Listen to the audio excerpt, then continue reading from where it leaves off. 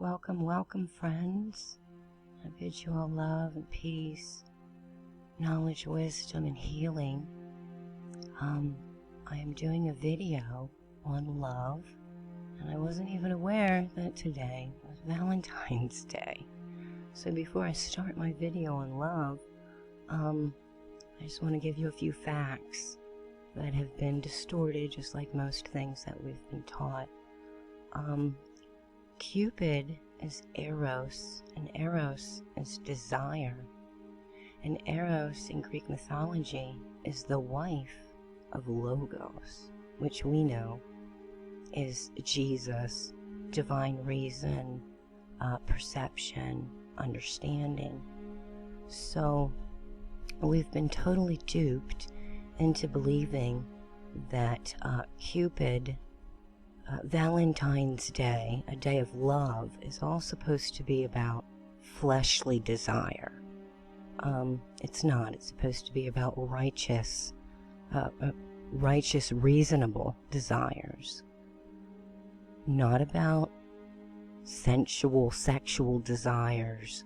Not about fleshly desires of buying gifts and giving gifts of mass expense, ridiculousness, jewelry, flowers. People go, this is a horrible quote unquote holiday. People go out and they grow and they cut tons and tons of flowers to give to people so that we can sit them on a desk in our room and observe them slowly die. Why? Just because, we like them. We like it. We don't care if it's dying.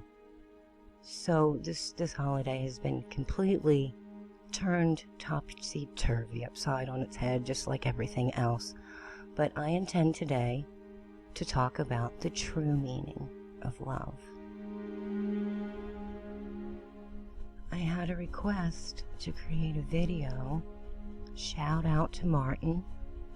I had a request to do a video on finding our purpose, or why we're here.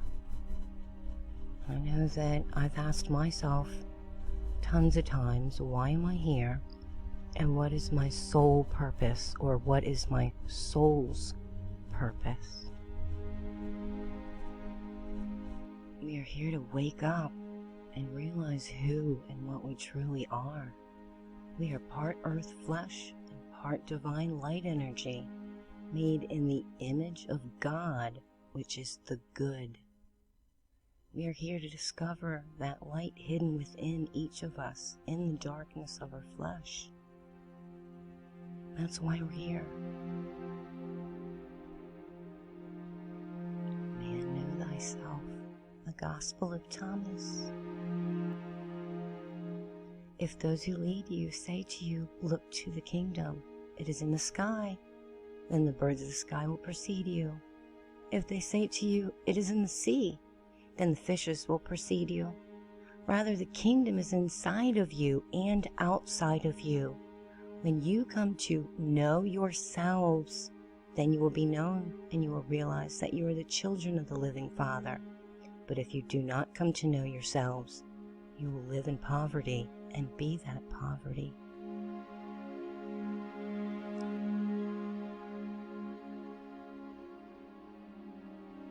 If men would search diligently their own minds and examine minutely their thoughts and actions, they would be more cautious in censoring the conduct of others, as they would find in themselves abundantly sufficient cause for reproof. It is a good horse that never stumbles, and a lie is a good man indeed, who cannot reproach himself with numerous slips and errors. Every being has its black, and every man follows his follies. To know anything or anyone, one needs to seek straight, without judgment, without fear. Look to see what is there, look long and hard. Seek, and ye shall find. Watch your thoughts, because they become words. Watch your words, because they become deeds. Watch your deeds, they become habits. Watch your habits, they become character. And character, I say your essence, is everything. Author unknown ? All of the people that you see listed, Emerson, Lao Tzu, and Gautama Buddha, all have their own spins on that. I like them all. Know thyself, then you will understand any reflection and any encounter. And here's the Egyptians, some hieroglyphs that they found. The body is the temple of the gods within you. Therefore it is said, man, know thyself. Man, know thyself. William Shakespeare in Hamlet. To thine own self be true, and it must follow as the night the day. Thou canst not then be false to any man. This implies that so long as we do not deceive ourselves, we're not tempted to deceive other people. And I firmly believe that William Shakespeare, it's a pen name, everyone agrees it's a pen name, but I believe that this grand philosopher was saying that he is the will. I am will shakes the spear. I am will shaking my spear.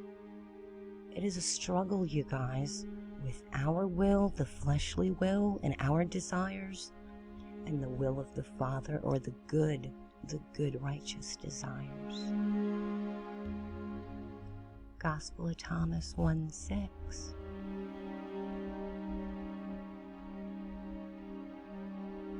His disciples asked him and said to him, do you want us to fast? How shall we pray? How do we give alms? What diet should we observe? And Jesus, reason, said, do not lie and don't do what you abhor. Don't do it. Don't do things that you don't like.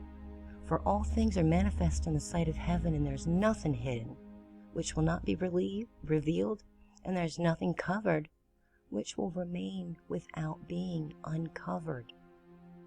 Don't do what you don't like. Easy peasy lemon squeezy, right? Another hidden book, the book of Tobias 4:15. Do to no one what you yourself dislike. Do not drink wine until you become drunk, nor let drunkenness accompany you on your way. And it's not talking about actual drunkenness. I mean, yes, sure, but that's not what they're speaking about. Wake up from your drunkenness, your darkness, your slumber. Our purpose here, our purpose once we know ourselves, is to emulate the good portions. Emulate God. Be like God. Cut the flesh away and only emulate the good, light, divine, truth, and love portion of your psyche that resides in each and every living thing. Emulate the good. And here's a Bible scripture that I've known since I was probably 5, because they drilled it into my head. But I had false images of who God was, sky God, up that I didn't know, living up in the clouds, and Son, this Jesus figure, a man, more flesh stuff.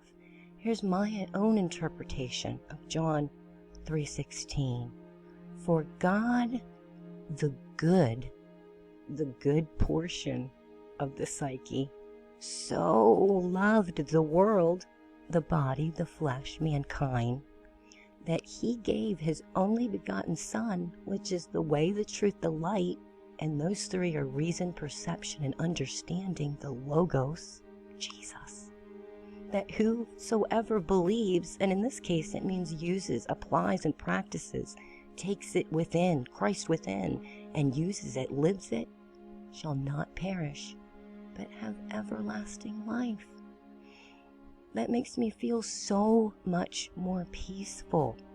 You guys, we have to get the fleshly images out of our mind. And do you know what that scripture means? God, the good, saw injustice in the body and flesh, and out of love took action.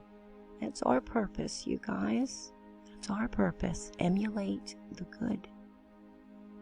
In everything that we do and say, be like our Father. Be like your Father. And when you see, you hear, or know something is unjust, take action. Take action out of love. When we're in the environment, walking through the woods, pick up the trash. Pick it up and dispose of it properly. You didn't put it there, and it's unjust that it's there. You do something about it. When you're at the ocean, at the beach, clean it up. You didn't put it there, but it's your responsibility. When you see animals that are in distress, or they're being treated inhumanely, unjustly, speak out. Do something about it.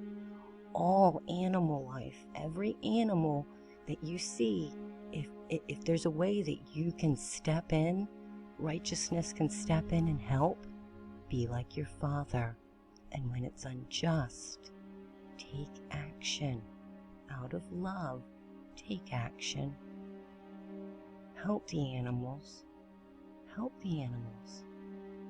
Just like the environment and the animals, be like your Father. And when you see and hear and know that something's unjust with people, your neighbors, even strangers especially, take action.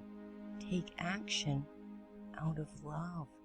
Do something. We can all do something. When we see that it's wrong, I don't care if you did it. In a sense, you did do it. You did do it, okay?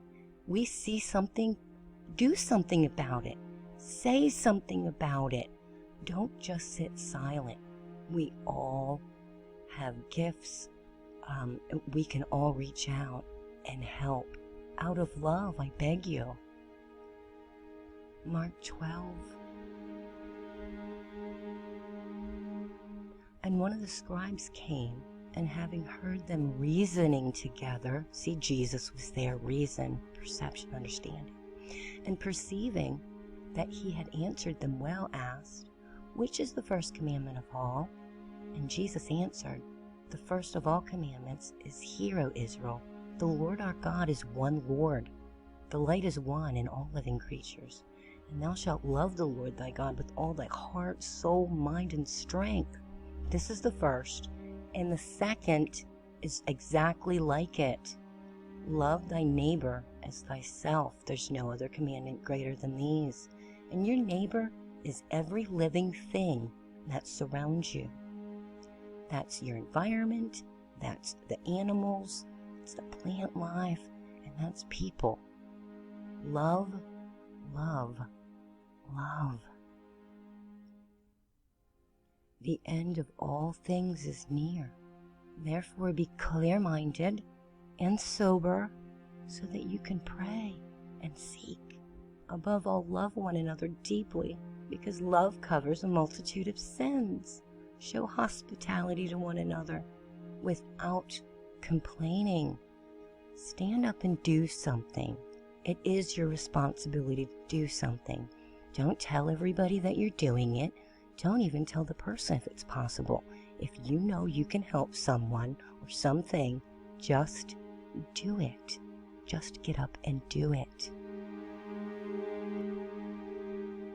And as good stewards of the manifold grace of God, the good light of righteousness that resides in all life, each of you should use whatever gift he has received to serve one another.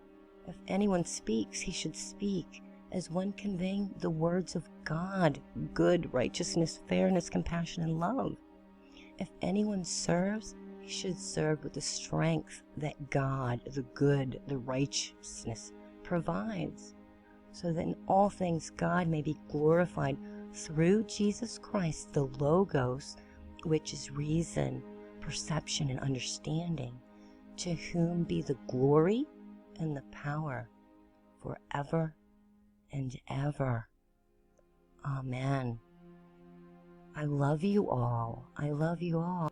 And as I always say, the key to it, always remember to love yourself and love each other unconditionally.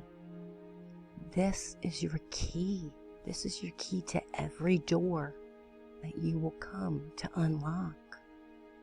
Love, love, love. A righteous love. Not the fleshly love, desire that today is supposed to be all about, that they had us duped all into believing. No, not fleshly desire. Cupid, Eros, she is the wife of Logos, of Jesus, and she is desire. Our true purpose is to wake up and find out that our true key lies in the desire of righteousness and reasonable understanding and perception. Love is good. Love is kind. I love you all. I bid you peace and healing perpetually.